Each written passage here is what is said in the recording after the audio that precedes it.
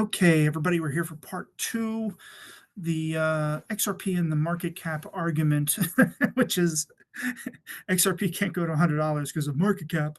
The last refuge of a person with no brain and no argument goes to the market cap argument, when really they just did 8.5 seconds of Google research that got them nowhere. So I'm going to go into this similar to part one, same format. We're going to define our terms. We're going to see how XRP fits into the market capitalization definition. I'm going to show you the history of XRP and its own market cap. And there was a really great analogy. It was either Lou. I know Lou had it in one of his old videos, but I can't remember if he got it from Electric Buddha or Elk. So I'm just going to mention all three of you. It's probably where it came from. If it came from somebody else, my apologies. But it really did illustrate kind of the step-by-step nature of how market cap does not play into what we're looking at, which is a world utility coin moving the world's money around. Nobody's ever seen this before. I haven't seen this before. I think $100 is the floor. God knows what it would look like after that. But let's get into this as we're going through in a continuation of part one. Hope you watch part one before this, because I'm not going to recap. I'm just going to go straight into it. So XRP and the crypto market cap. So when you look at market capitalization, we looked at the regular definition, which is the value of a company that is traded on the stock market. But when you go to like Coinbase and get a dictionary definition from Coinbase for market cap in the crypto world, it's the total value of all coins that have been mined and or the circulating supply. And the formula for that is any of the coins that have been mined or the circulating supply multiplied by the token price equals the market cap. So as an example, we'll use XRP. The formula, again, circulating supply times token price equals market cap. XRP currently has 57.4 billion circulating tokens. The price last I checked was $2.08 per token. So that gives about $119.4 billion market cap.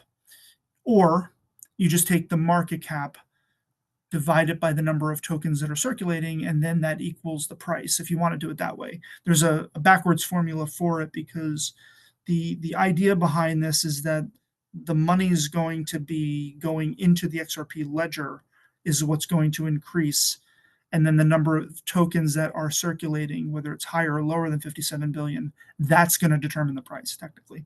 It's like an auction system, more buyers than sellers, the price goes up. You have more sellers than buyers, the price goes down. So let's give an example for market cap for XRP tokens. So this was the formula that we did backwards. So the logic is, as I mentioned before, the more money that comes onto the XRP ledger, the higher the token price will be. Well, let's look at its history. 2024, we're currently looking at 119 billion, which fits into the dynamic of a large cap stock that we talked about in part one. Price is 208. It's ranked number 4 of all crypto tokens right now. If you just go back a few years ago, it was still a large cap, in that large cap bucket, at $44 billion for market capitalization. Trading at 94 cents, it was ranked number 6. And this is probably a year after the SEC lawsuit was on its throat, still maintaining that top 10, still maintaining a large cap status, really. If you go back 3 years prior, it was still large cap. 28 billion market capitalization, trading at 72 cents, it was ranked number 4. You have to go back all the way to 2017 to find it in the mid cap range at 5.2 billion. And that was during a bull run when it went from practically nothing to 14 cents and was ranked number 3 of all tokens, I think, behind Bitcoin and Litecoin, if I remember correctly. And then you'd have to go back to 2014 to where it was a micro cap, trading at less than a penny. But even trading at less than a penny, it was number 2 behind Bitcoin, way back in 2014. So it has maintained itself as being one of the major players in the top 10, even with a lawsuit on its neck, and even before its first bull run. Because only a year after its inception in 2013, it went up to a small cap level at 402 billion. Remember, the 250 million is that line between micro and small cap. That was during the 2013 bull run, trading at 5 cents. It was ranked number 3. So as you can see, XRP in its own history has not stayed at one capitalization bucket throughout its 12 plus, 13 plus year history. It's very dynamic. It's not static. It depends on how much money is coming onto the ledger, where that can move up and down, as you can see from just the history over the past 11 years, if anything. Now, this is the analogy that Lou gave, I believe it was, about basically he related it to, let's say you were purchasing self-driving cars, and we'll just use Tesla as an example, and you were going to pay $50,000 per car. You're going to buy 200 cars, which would cost you $10 million. There is your market cap. There's the relation. There's the price per car. You have all the data there. You have all of the money there that you can see why you're going to buy this. And why would you spend $10 million on self-driving cars? Is it out of boredom? Is it out of amusement? Bad arithmetic, maybe? What analogy Lou gave was that you're going to be doing this as an automated cab company. Think of it like Uber, but it's going to be running 24/7, 365 days a year with self-driving cars. And let's say you even broke down a short ride, it could be measured, it's $10, medium ride, $20, long ride could be 30, anything out of state could be $100. That's about $160 an hour that you're generating. Again, on the last page, you saw just the data points in front of you, the cars, the price per car, and the market cap total that you've spent, the 10 million. But what you didn't see was this.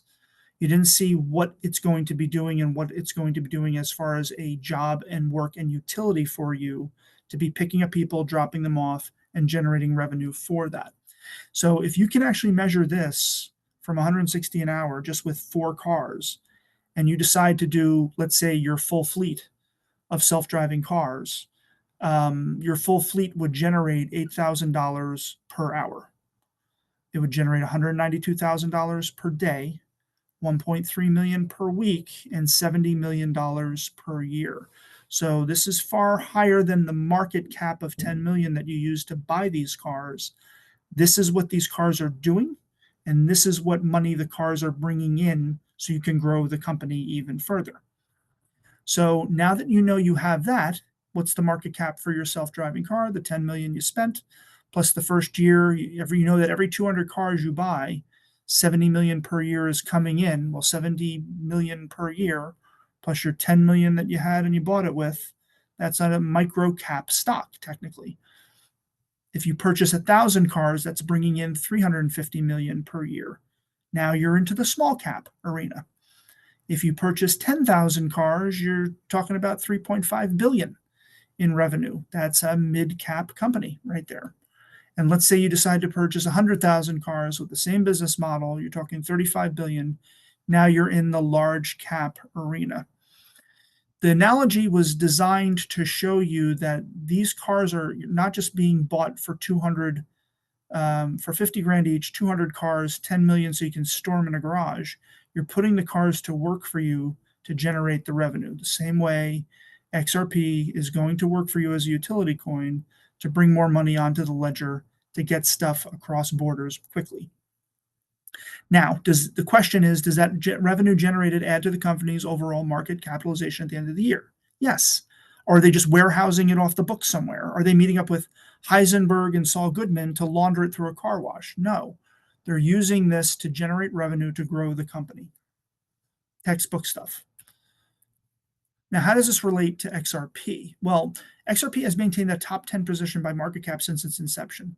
We showed you what it was, a micro cap in 2013, went to a small cap in 2015. It was a mid cap in 2017. And since 2018, it has had a large cap, has been in the large cap bucket by market capitalization if we look at the billions of dollars that are on it. And this coming year, mega cap maybe, can it get to over 200 billion? Well, it's at 119 billion right now. It got up to 144 billion, I think, a couple of weeks ago. I think it's on the verge of doing so. Pay attention to a lot of things that are going to happen in 2025 to get it to that point.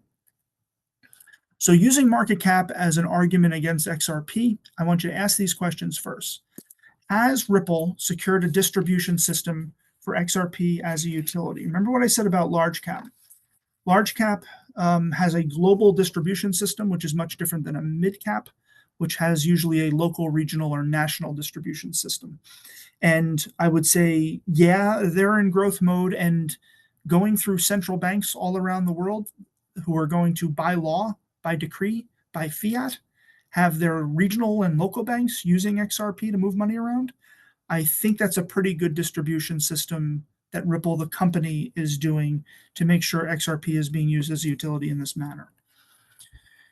2, has XRP maintained the stability of a large cap for longer than 5 years? Yeah, 7 years. It's been in the top 10 by market cap since 2013.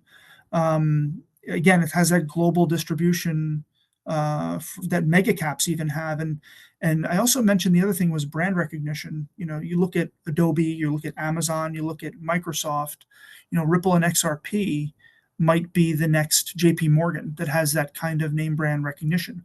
I've always said that Ripple's kind of like the JP Morgan of the crypto world.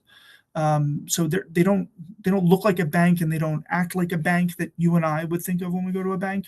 But for the purpose of moving this kind of money around worldwide to the tune of trillions and quadrillions of dollars, that sounds like a bank to me, and it sounds like one of those big banks that likes to move money around, like the Morgans and the JP Morgans and the Merrill Lynches of the world, right?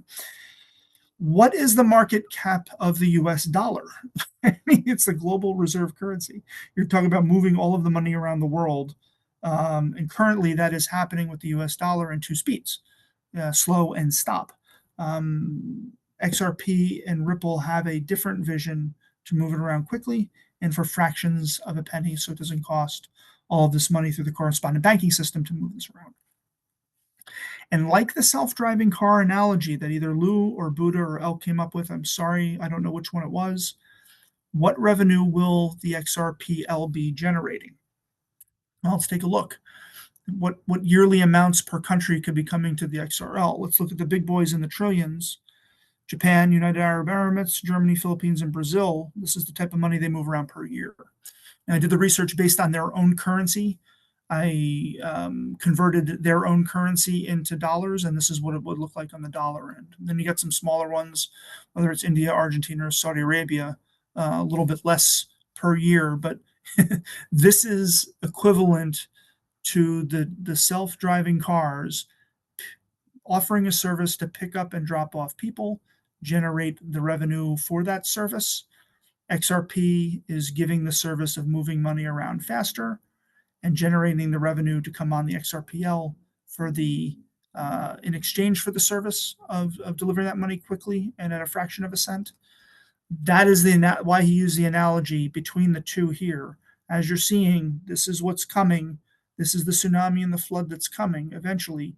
Know what you hold and know what you have. And this is just cross-border payments and moving money around banks. I didn't even get into the derivatives markets. I didn't even get into tokenized assets. I didn't even get into smart contracts, global supply chain, all of the other solutions that this token can do. What you're looking at here is Amazon in 1996. 5, 96. This is just books. Amazon just selling books on an online bookstore. We're not even getting into Amazon Prime. We're not getting into Amazon, the logistics and supply chain behemoth that moves all sorts of stuff around the world. We're not getting into Amazon buying Whole Foods. We can see where Amazon has grown because they expanded it, but they started with a very simple idea to sell books online in a virtual bookstore around the world. The same way XRP started with the notion of cross-border payments, moving money around quickly, efficiently, and cost effectively. We're not even talking about the other streams of income that could be coming in. So noticing this and paying attention to this and just trying to wrap your head around this, not easy, I get it. But just know what you hold, know the future that we're looking into. And remember, I'm rooting for all of you as we're going through this. So good night, everybody. Giant hugs.